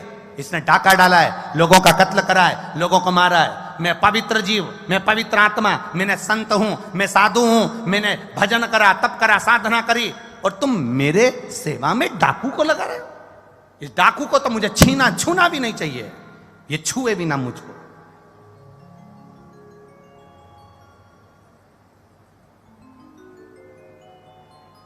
यमराज ने कहा वो डाकू तुमसे बड़ा हो गया, डाकू होकर भी क्षमा याचना करता रहा। और महाराज जी आप पवित्र थे, तप करा था, साधना करी थी, इसीलिए तो डाकू को आपकी सेवा में लगाया था कि आपका मात्र स्पर्श हो जाता तो वो डाकू का भी कल्याण अपने आप हो जाता, अपने आप। पर इतना अहम, इतना अहंकार अपनी उस तप साधना पर, जिसमें तुम एक डाकू का भी कल्याण नहीं कर सकते। एक डाकू का तप साधना। फिर निवेदन करूंगा, आपकी तप साधना, चलते चलते शिव का नाम ले लो, चलते चलते भगवान का भजन कर लो, चलते चलते स्मरण कर लो, चलते चलते शिव भक्ति कर लो, चलते चलते भगवत नाम का स्मरण करो। साधना, तप, साधुता हम माने कठिन है, पर चलते चलते राम नाम, कृष्ण नाम, शिव नाम लेते चलो। कोई जरूरी नहीं है। आज कई लोगों ने पूछा, गुरुजी, मैसेज लोगों ने सीओर भेजा कि गुरुजी से पूछ कर बताओ, आज शिवरात्रि है तो शाम को, रात्रि को 9 बजे अभिषेक करेंगे तो क्या व्रत रखें, उपास रखें, हम कुछ खाएं ना खाएं, हम कैसे हम अभिषेक करें, कैसे हम पूजन करें? हम उनसे एक बात ही कहना चाहेंगे। हमने अपनी व्यासपीठ से हमेशा कहा है आपको, आज फिर कह रहे हैं, जरूरी नहीं कि तुम खाना छोड़ोगे तो उपास होगा, जरूरी नहीं कि तुम एक टाइम भोजन करोगे और एक टाइम फलाहार करोगे तो उपास होगा, जरूरी नहीं कि आप दोनों टाइम का भोजन छोड़ दोगे तो उपास होगा, जरूरी नहीं कि तुमने खाना छोड़ा, मैं ये नहीं खाऊंगी उपास हो जाएगा, मैं ये नहीं खाऊंगी उपास हो जाएगा। उपास खाना छोड़ने से लोग कहते हैं होता है, पर हमारा चित्त, हमारा मन और यह व्यासपीठ कहती है, कभी अपने अंदर अगर उपास करना हो तो एक नियम ले लेना कि आज मैं झूठ नहीं बोलूंगी, आज मैं निंदा नहीं करूंगी। यह भी उपास करने का एक तरीका है, यह भी उपास करने का एक तरीका है। जिस दिन तुम्हारा व्रत हो, जिस दिन तुम भगवान के मंदिर जाओ, जिस समय सावन का महीना सोमवार का दिन 9 बजे तुम भगवान के मंदिर जाओगी, 8 बजे तुम भगवान के मंदिर जाओगी, सुबह से नियम ले लेना, सुबह से तुम उपास कर लेना। कितनी बजे तक? शंकर को जल चढ़ाऊंगी जब तक मेरा उपास है कि मैं निंदा नहीं करूंगी। आज 9 बजे तक मैं मंदिर जाऊंगी, 9 बजे तक मेरा नियम है मैं झूठ नहीं बोलूंगी। आज मैं शंकर के मंदिर जल चढ़ाने सोमवार के दिन जाऊंगी, आज मेरा नियम है कि किसी भूखे को भोजन कराऊंगी, आज मेरा नियम है किसी प्यासे को पानी पिलाऊंगी। आज सुबह से मेरा नियम है कि मैं अपनी बहू, अपने बेटे, अपने पोता, अपनी पोती, अपने पंती, जो भी है मेरे घर में, उनसे मीठा व्यवहार करूंगी। आज मेरा यह व्रत है कि आज कोई कितना भी अपशब्द कह दे, मैं झगड़ा नहीं करूंगी। इसको भी हमारे सनातन धर्म में उपास कहा गया है, इसको भी व्रत कहा गया है। केवल भोजन छोड़ देने पर व्रत की मूलता नहीं, अपने भीतर सत्य को लेकर आना वो भी व्रत है, अपने भीतर ईमानदारी को लेकर आना वो भी व्रत है। नियम बनाओ। सोमवार के दिन, सावन का महीना चल रहा है, लोग कहते हैं सावन के सोमवार का मैं व्रत रखूं, हम कहते हैं व्रत रखो, मना नहीं, पर उस व्रत में तुम्हारा एक व्रत और जुड़ना चाहिए कि आज में सावन का सोमवार है, हफ्ते भर में झूठ बोलता हूं, एक दिन नहीं बोलूंगा। आज मैं 9 बजे तक जब तक पूजन ना कर लूं तब तक मैं किसी का दिल नहीं दुखाऊंगा। ये भी तो व्रत है, ये भी तो उपास है, ये भी तो साधना है, ये भी तो तप है, ये भी तो आनंदता है।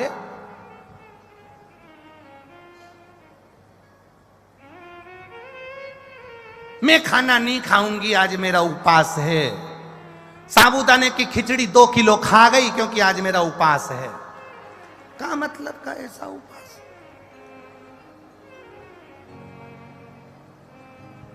सोमवार कल, आज से लग गई पीछे। सुनो, आधा किलो दही ले आना। सुनो, 2 दर्जन केले ले आना। सुनो, आधा किलो मूंगफली का दाना ले आना। सुनो, थोड़ा सा मोरधन कुट्टू का आटा ले आना। सुनो, साबूदाना खत्म हो गया लिया। सुनो, हरियाली मिक्सचर का पैकेट भी लिया ना। सुनो, थोड़ी सी चिप्स मिल जाए कच्ची तो लिया ना, मैं तल लूंगी। अपने आलू सड़ा हुआ आया था तो मैं बना नहीं सकी, अब की बार लिया। सुनो, आते आते 2 किलो दूध ज्यादा लिया ना क्योंकि राजगिरे की खीर बना लूंगे। सुनो, कोई आए तो संतरे और आम का सीजन चल रहा है तो 2-2 किलो आम लिया ना। उसने सब लाके रख दिया, सब खा भी गई।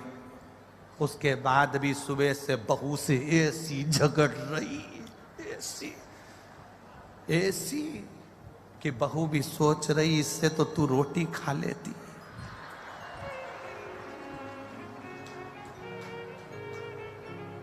जरा सा साबूदाना नहीं गला, लड़ाई किस बात पे हो रही थी? अरे बोलो तो जम के, केवल वो साबूदाना सही से नहीं गला और बहू ने जल्दी जल्दी में बगाड़ दिया और सास ने खा लिया और साबूदाना उसके मुंह में रह गया। जब से सोफा पे बैठी कोस रही, इसके बाप की यहाँ से यही सीख के आई। ऐसा फलार बनाया, फलार तो मैं बनाती, मेरा घर का सब खाता, मेरे हाथ की खिचड़ी लोग पड़ोसी भी मांग कर खा के जाएं, और ऐसा फलार बनाया। जो सुबह से खोस रही तो बहू भी भगवान से प्रार्थना कर रही, इससे तो दोनों टाइम खा लेती पर मेरे प्राण ना खाती। भगवान का मतलब ऐसा व्रत कर रही, व्रत है। आज मेरा उपास है, कुछ नहीं खाऊंगी, बस केवल तुम्हारे सबके प्राण खाऊंगी, कुछ नहीं खाऊंगी। वो देखो, हमारी बात को लोग कथा में से काट काट कर चला देते हैं और लोग फिर उसको कमेंट्स में लिख देते हैं, महाराज जी ने ऐसा बोल दिया, व्रत के लिए ऐसा बोल दिया, वैसा बोल दिया। हाँ, ये मत सोचना कि अपन कोई डरे वरे हो, काट के डाले तो डाले, पर सीधी बात है, उपास करो। अगर भोजन का ना कर पाओ तो अपने विचारों का करो कि आज मैं झूठ नहीं बोलूंगी, आज मैं निंदा नहीं करूंगी, आज मैं झगड़ा नहीं करूंगी, आज मैं अपशब्द नहीं बोलूंगी। ये भी तो उपास की गणना में आना चाहिए, ये भी तो उपास हो सकता है, ये भी तो व्रत हो सकता है, ये भी तो साधना हो सकती है।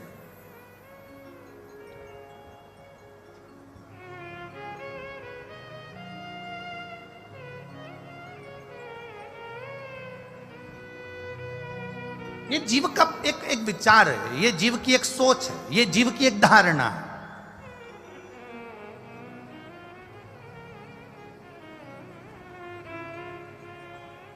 आपकी चित्त वृत्ति में परमात्मा समाहित हो। शिव कथा कर रही है, पार्वती मैया के 3 प्रश्न पर भगवान शंकर ने उत्तर दे दिया। केवल चरणारविंद के तलवे पर स्पर्श किया था माता पार्वती ने और देवाधिदेव महादेव ने उत्तर दे दिया। उस उत्तर का मतलब है शंकर भगवान के शिवलिंग जलाधारी चरणारविंद, जहां से पानी नीचे बहकर जाता है, वहां पर आपका 3 बार किया गया स्पर्श। नहीं बेलपत्र, नहीं समीपत्र, नहीं जल, नहीं पुष्प, केवल 3 बार स्पर्श किया हुआ भी जल का नयनों से स्मरण कर लेने पर भी मेरा देवाधिदेव महादेव आपके मन के मनोरथ को पूर्ण कर देता है। वो शिव तत्व, वो शंकर, वो ओघड़ी, वो त्रिकालदर्शी, वो कैलाशी अविनाशी है, वो शिव है। बोल बम का नारा है, सारी समस्या का हल शिव तत्व को पहचानने का एक मौका है। वो मौका छोड़ो, वो छोड़ा ना। और महाराज हरि ओम में ओम समाया है, मेरा भोला नगर में आया है। हरि ओम में ओम समाया है, मेरा भोला नगर में आया है। हरि ओम में ओम समाया है, मेरा भोला नगर में आया है। हरि ओम में ओम समाया है, मेरा भोला नगर में आया है।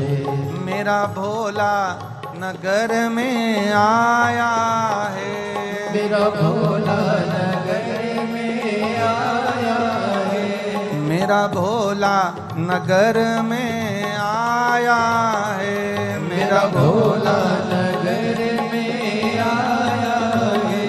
हरि ओम में ओम समाया है, मेरा भोला नगर में आया है।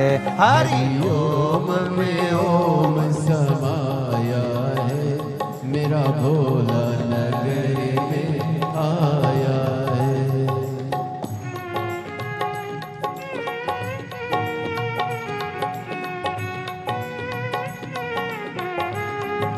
जय हो।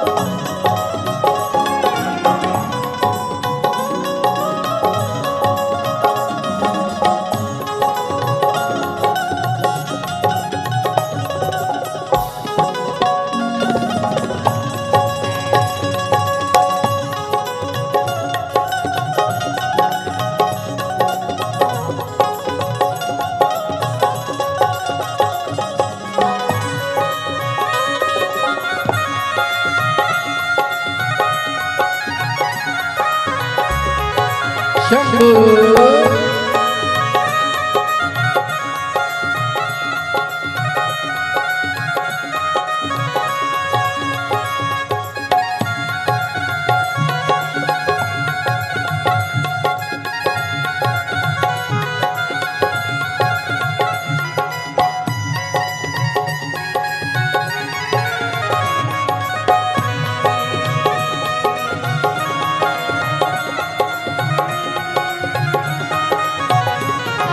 भोले शंभू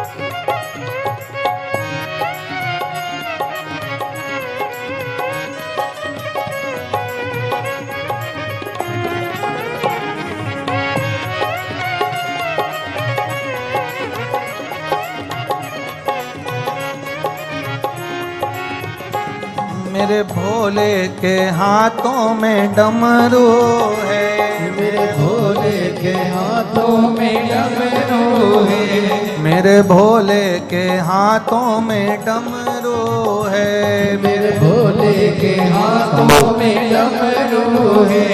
डमरू में ओम समाया है, मेरा भोला नगर में आया है।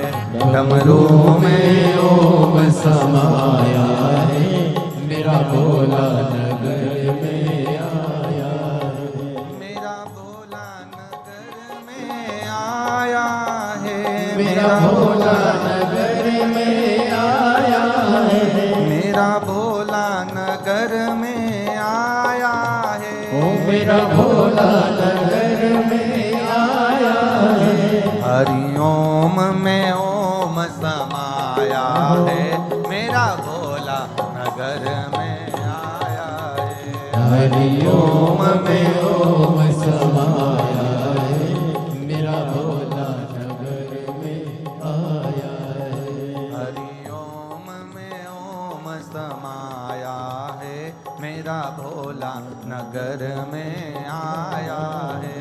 हरि ओम में ओम समाया है, मेरा भोला नगर में आया है।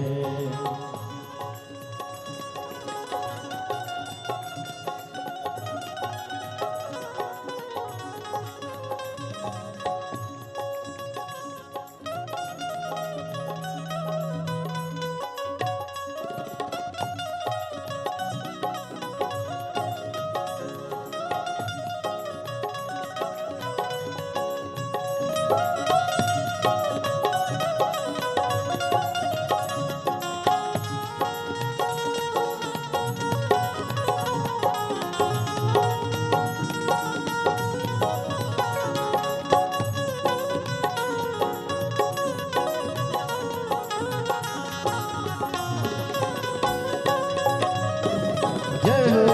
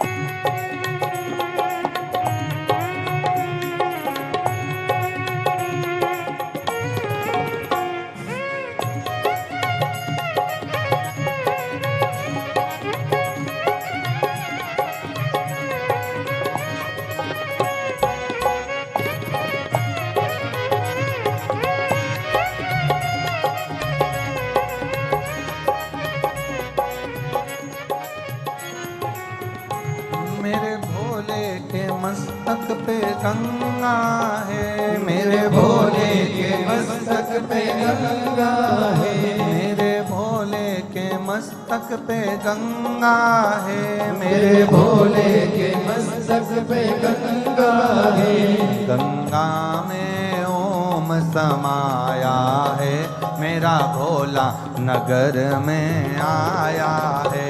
गंगा में ओम समाया है, मेरा भोला नगर में आया है। मेरा भोला नगर में आया है, मेरा भोला नगर में आया है, मेरा भोला नगर में आया है। मेरा भोला नगर में आया है। ओ हरि ओम में ओम समाया है, मेरा भोला नगर में आया है। हरि ओम में ओम समाया है, मेरा भोला नगर में आया है। ओ हरि ओम में ओम समाया है, मेरा भोला नगर में आया है। हरि ओम में ओम समाया है, मेरा भोला नगर में आया है। मेरा भोला नगर में आया है। ओ मेरा भोला नगर में आया है, मेरा भोला नगर में आया है। मेरा भोला नगर में आया है। हरि ओम में ओम समाया है, मेरा भोला नगर में आया है। हरि ओम में ओम समाया है, मेरा भोला नगर में आया है। मेरा भोला नगर में आया है। मेरा भोला नगर में आया है। हर हर महादेव है। अपने स्थान पर बैठकर भगवान शिव जी की, भगवान शंकर के मंत्र का स्मरण करेंगे। भगवान शिव से अपने हृदय की बात भाव के साथ जहाँ जगह मिल जाए वहाँ बैठकर भगवान शिव से अपने मन की बात बड़े भावों के साथ करें, बड़े हृदय के साथ। जहाँ भी जगह मिले वहाँ बैठकर आज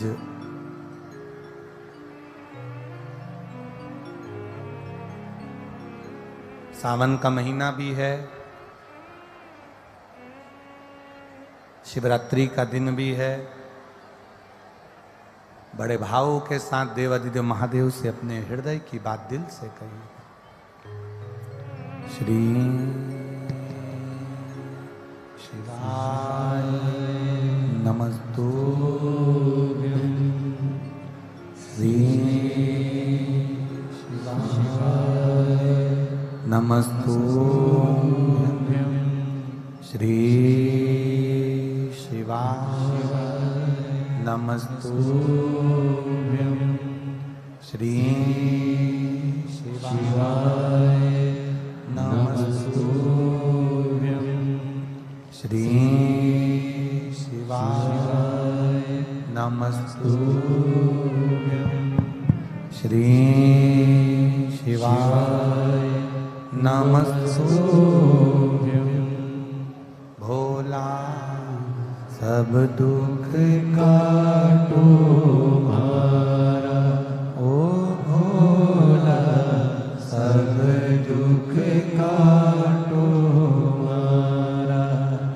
शिव शंकर जपो तेरी माला, भोले बाबा जपो तेरी माला।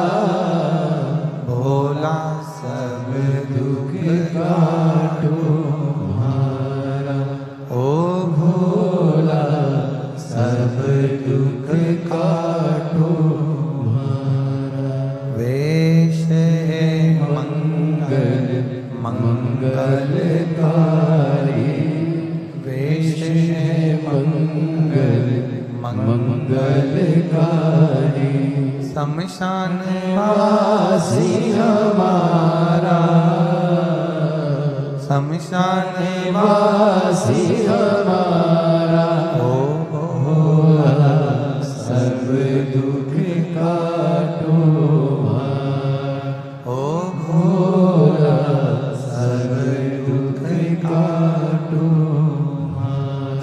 कथा कहती है भगवत स्मरण का भाव। भगवान देवादिदेव महादेव का संवाद कह रहा। पार्वती मैया के प्रश्न 3 केवल शिव के चरण का स्पर्श कर कर प्राप्त कर लिए उसके उत्तर।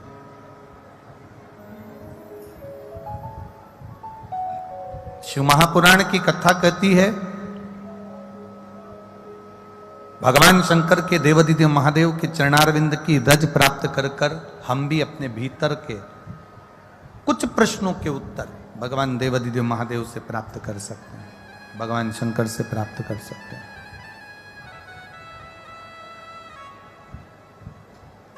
सती मैया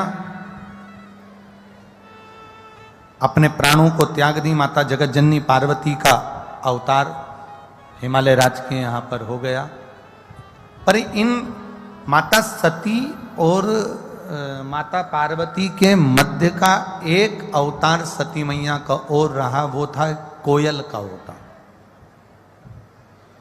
कल कथा में आपको कहा था, कथा में वर्णन किया था, भगवान शिव की पावन कथा में कल वर्णन किया था कि शिव जी को क्रोध आया और भगवान शंकर को क्रोध आया और माता सती जी से कहा कि सती, अगर तुम्हें प्राणों को त्यागना ही था तो बहुत सारे ऐसे स्थान थे जहां पर तुम अपने प्राणों को त्याग सकती थी, बहुत सारे ऐसे स्थान हैं जहां तुम अपने प्राणों को छोड़ सकती थी, फिर आखिर तुमने ये यज्ञ की कुंडी में अपने प्राणों को त्यागा, इस यज्ञशाला में अपने प्राणों को त्यागा। इसलिए मैं आपको श्राप देता हूं कि तुम कोयल का जन्म पाओ। और जब जैसे अभी 2 सावन हुए, ऐसे जब 2 आषाढ़ पड़ेंगे उस समय पर तुम मेरी तप साधना करोगी और तप साधना करोगी तब तुम मुझे पुनः प्राप्त करोगी, जिसको हमारे सनातन धर्म में कोकिला व्रत कहा गया। इधर जानते कोकिला व्रत को? जब 2 आषाढ़ पड़ते हैं, मतलब अधिक मास का जब आषाढ़ पड़ता है, 2 आषाढ़ पड़ते हैं, तब उसको कोकिला व्रत के नाम से जाना गया, जिस समय पर माता सती ने भगवान शिव की आराधना करी है कोयल के रूप में। और भगवान शिव ओघड़दानी ने फिर आकर उनको दर्शन देकर हिमालय राज के घर में उनका जन्म हुआ है, उनका प्रागट्य हुआ। पार्वती मैया की तप साधना इतनी प्रबल थी, इतनी प्रबल, इतनी प्रबल। देखो, कोई कोई होता है जिसको बहुत तप करना पड़ता है, साधना करना पड़ती है, बहुत बहुत बहुत तप साधना करना पड़ती है, तब जाकर उसको भगवान का दर्शन हो पाता।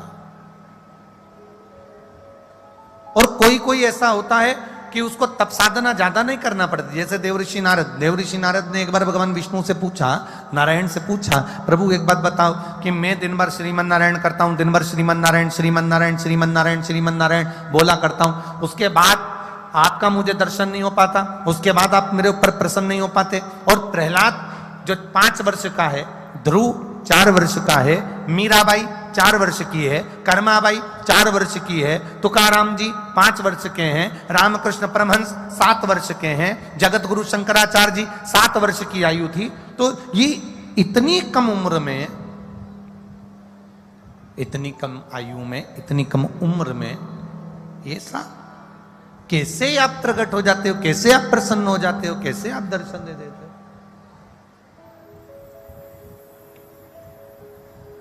कैसे आप प्रसन्न हो जाते हो, कैसे आप प्रसन्न पाए? शिव कथा कह रही है, भगवान शंकर का संवाद कह रहा, शिव महापुराण की कथा कह रही है। भगवान नारायण देवऋषि नारद से कहते हैं कि नारद, ये इनके आज का पुण्य नहीं है जो मैं प्रकट हो गया हूं, इनके आज का पुण्य नहीं है कि जो मैं प्रकट हो गया हूं, ये तो पुरातन ना जाने कितने कितने जन्म निकल गए इनके भजन करते करते करते करते करते करते तब जाकर मेरा दर्शन हुआ है। तो मेरा भी आपसे यही निवेदन है कि जितने लोग हैं पंडालों में भरे पड़े हैं, जितने लोग आस्था चैनल पर कथा सुन रहे हैं, जितने लोग फेसबुक यूट्यूब पर कथा सुन रहे हैं, आप शिव महापुराण की कथा में सम्मुख बैठकर हृदय से अपने दिल की बात देवाधिदेव महादेव से कर रहे हैं, तो ये विचार करना तुम्हारा एक जन्म का नहीं, ना जाने कितने जन्म का पुण्य इकट्ठा हुआ होगा, तब जाकर तुम शिव की कथा में पहुंच पाए हो, तब जाकर तुम भगवान देवाधिदेव महादेव की कथा का रस तत्व ग्रहण कर पा रहे हो, तब जाकर तुम भगवान शंकर की पावन कथा को सुन पा रहे हो। कोई कोई होता है चलते फिरते भगवत भजन करते आनंद करते अपने जीवन को धन्य बना लेता है, होता है। कुछ लोग खड़े होकर बस का इंतजार कर रहे थे, अब कुछ लोग खड़े होकर बस का इंतजार कर रहे हैं, बस आएगी बैठेंगे जाएंगे। एक भिखारी आया, जरा बहुत ध्यान देना महाराज, बस का इंतजार कर रहे हैं कुछ लोग वहां खड़े होकर, और एक भिखारी आया, सबसे मांगा भैया 5 रुपए दे दो, भैया 5 रुपए दे दो, भैया 5 रुपए दे दो, सबसे 5 रुपए इकट्ठे करे भिखारी ने, और एक ऑटो करा और उसमें बैठ के चले गया। बाकी के लोग क्या कर रहे थे? अरे जम के तो बोलो, बस का इंतजार। उसने क्या करा? सबसे जितने लोग बस का इंतजार कर रहे थे सबसे 5 रुपए ले लिए और ऑटो में बैठा चले गया। 2 तरह के लोग हैं, एक बस का इंतजार कर रहे हैं और दूसरा 5 रुपए लेकर तुरंत यहां से लिया वहां से लिया 5 रुपए इकट्ठा करा, 50 रुपए ऑटो करा सबके सामने और बैठा चल दिया। 2 तरह के लोग हैं, एक बैठ कर साधना कर कर भगवान आएगा, बैठेंगे मिलेंगे हमें उनके धाम लेकर जाएगा, और एक तुम्हारे जैसा होता है जो चलते फिरते भगवान का नाम लेकर अंत में परमात्मा के धाम चले जाता है। एक इंतजार में बैठा, एक इंतजार कर रहा है, एक साधना तब भक्ति में रम कर आएगा भगवान मैं उनके साथ जाऊंगा, आएगा भगवान मैं उनके साथ जाऊंगा। एक वो होता है जो चलते फिरते भजन कर रहा है।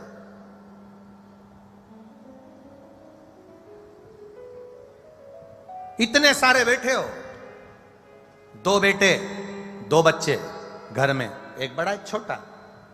किसी किसी के घर में 2 बेटियां होती, कोई 2 बेटे होते, कोई बेटा बेटी होती, एक बड़ा एक छोटा। दोनों को भूख लगी। बड़े बच्चे ने कहा मेरे को भी भूख लग रही, छोटा कह रहा है मां मुझे भी भूख लग रही है। बड़े बच्चे को मां ने भोजन लगा कर दे दिया, थाली में एक जगह बिठा दिया, बैठकर वो खाने लगा। छोटा बच्चा कहता है मां रोटी दे। मां ने रोटी में घी लगाया, नमक लगाया, फिंगर बनाया, गुट्टा बनाया, पुंगा बनाकर उसके हाथ में पकड़ा दिया। बच्चे ने हाथ में पकड़ा, माँ का पल्लू पकड़ा, चलते फिरते खा रहा है। बच्चा खाना खाते जाए, माँ का पल्लू पकड़ के जाते जाए। माँ इधर जाए, बच्चा उधर चले जाए, माँ उधर जाए, बच्चा उधर चले जाए। बड़ा बेटा एक जगह बैठकर भोजन कर रहा है, छोटा बेटा माँ का पल्लू पकड़कर चलते फिरते खाते खाते चले जा रहा है। मेरे देवाधिदेव महादेव से प्रार्थना करना, भगवान हमको इतना बड़ा मत बना देना, हमें ऐसा संत, ऐसा साधु, ऐसा सन्यासी, ऐसा तपस्वी, ऐसा साधक, ऐसा उपासक हमको मत बनाना कि हम एक जगह बैठकर तेरा भजन कर सकें। ये हमारे बस की बात नहीं, हमें तो छोटे बच्चे जैसा बनाना, चलते फिरते तेरा भजन करें और तेरे धाम पर चले जाएं। बड़े बच्चे की तरह एक जगह बैठकर हम भजन कर पाएं, यह हमारी सामर्थ्यता नहीं है। एक जगह बैठकर हम स्मरण कर पाएं, यह हमारी सामर्थ्यता नहीं है। हमें तो छोटा बना दे, बिल्कुल छोटा।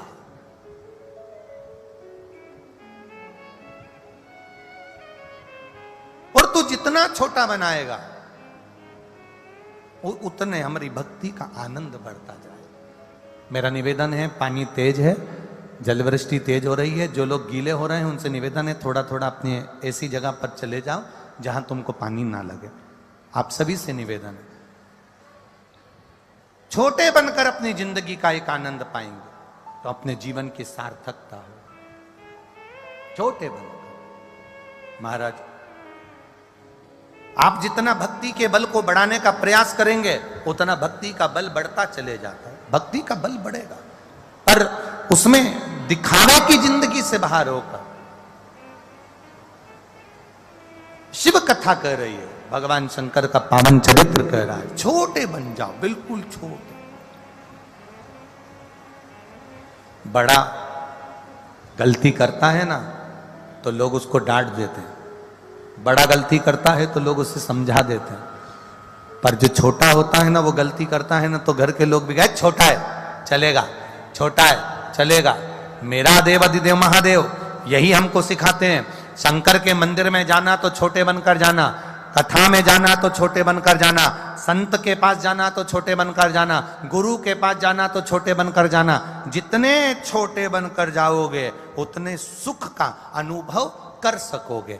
और छोटे में जो सुख है वो बड़े में सुख नहीं है, क्योंकि बड़ा कभी भी अब तुम देख लो, वो 2000 का नोट बड़ा नोट,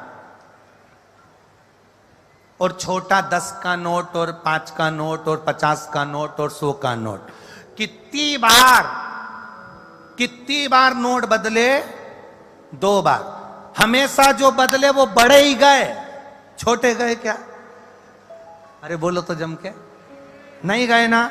मतलब छोटा हमेशा टिका रहता है, बड़ा कभी भी गायब हो सकता है। इसलिए हमें इतने बड़े नहीं बनना कि हम कभी भी गायब हो जाएं, अहंकार में फूल जाएं, आसक्तियों में फूल जाएं, वासना तृष्णा में फूल जाएं। जो बड़ा बन जाता है फिर वो गायब हो जाता है, उसकी चेहरे से स्माइल गायब हो जाती है, उसके भीतर भोजन गायब हो जाता है, उसकी प्रसन्नता गायब हो जाती है। जो बहुत बहुत बड़ा हो जाता है तो वो ज्यादा तेज हंस भी नहीं सकता। कोई भी प्रसंग आएगा ना हंसने का भी, तो भी उसको बिल्कुल पल्लू लेके चुपचाप से हंसना पड़ेगा।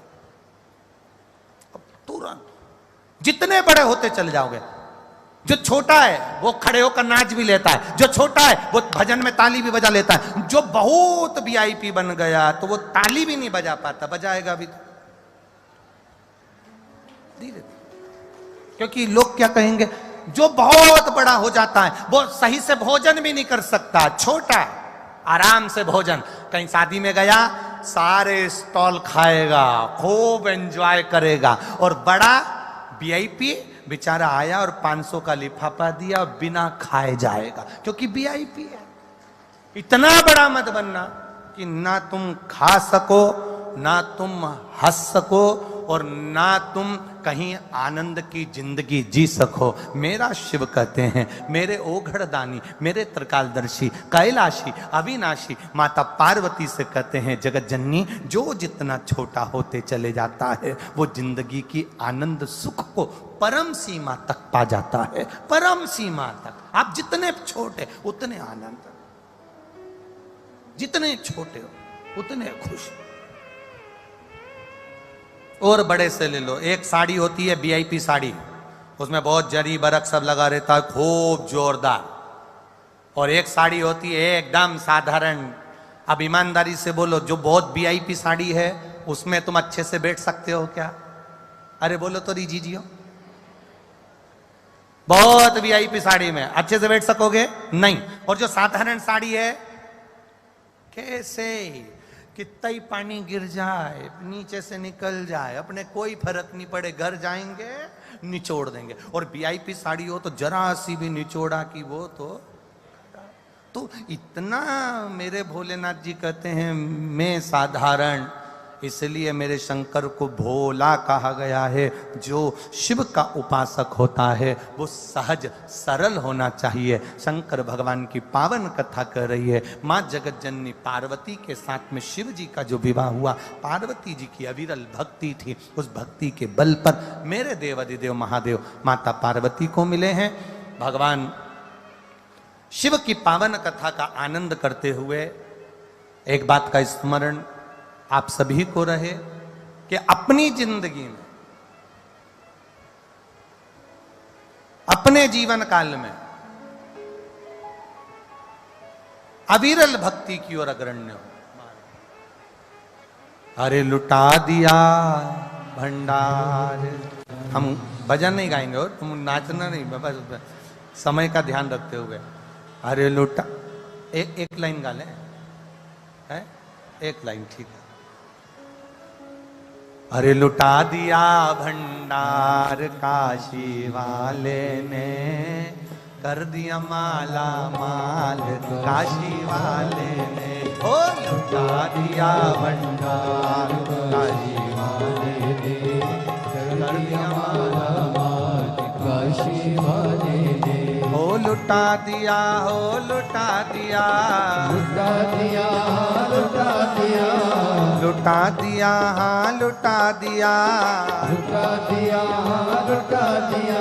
अरे लुटा दिया भंडार काशी वाले ने, कर दिया माला माल काशी वाले ने। हो लुटा दिया भंडार काशी वाले ने, कर दिया माला माल काशी वाले ने। हो लुटा दिया, हाँ लुटा दिया, लुटा दिया, लुटा दिया, लुटा दिया, हाँ लुटा दिया, लुटा दिया, लुटा दिया।